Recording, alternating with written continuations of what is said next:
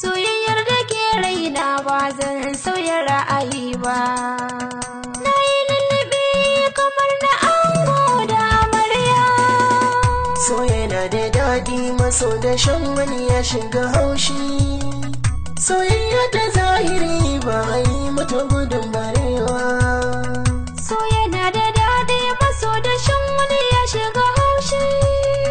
Soyayya ta zahiri ba a yi mata gudun barewa.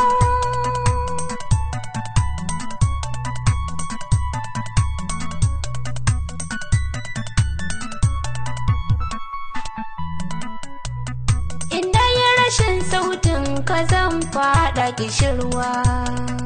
Idan har na barke abin so na bani da kowa. Da na ganka sai na wadata da ƙoshi bani yunwa. Duba kin ga tsuntsun kauna ya zana barewa. Girgita samaniya lubulubtai tana zubar ruwa.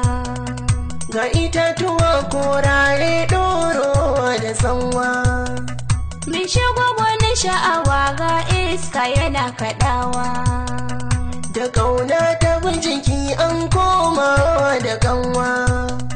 Jikina yana juyar rabar wata soyayya. Na yi adanin soyayya ta bani baiwa kowa.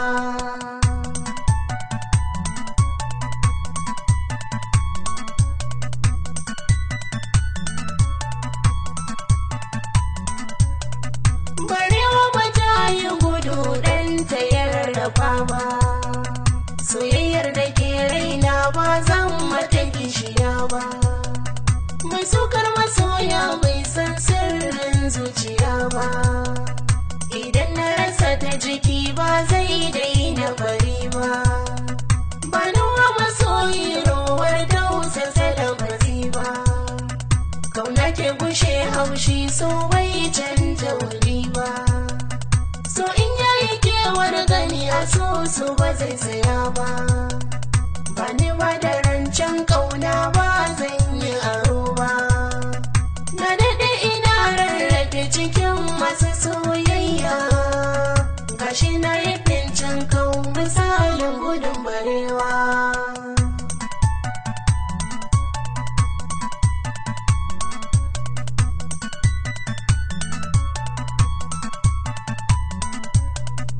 Ina ganke kauna na wasan kaɗa hankalina.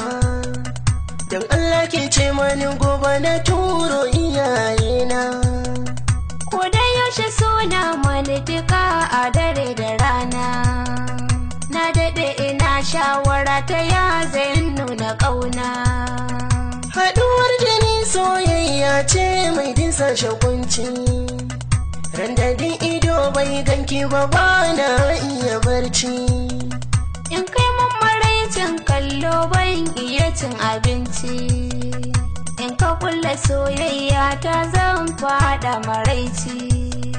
Hamdala muke yi min yautar TV a hanya. Mun rike rikon soyayyar mu ta kanwa da dan uwa.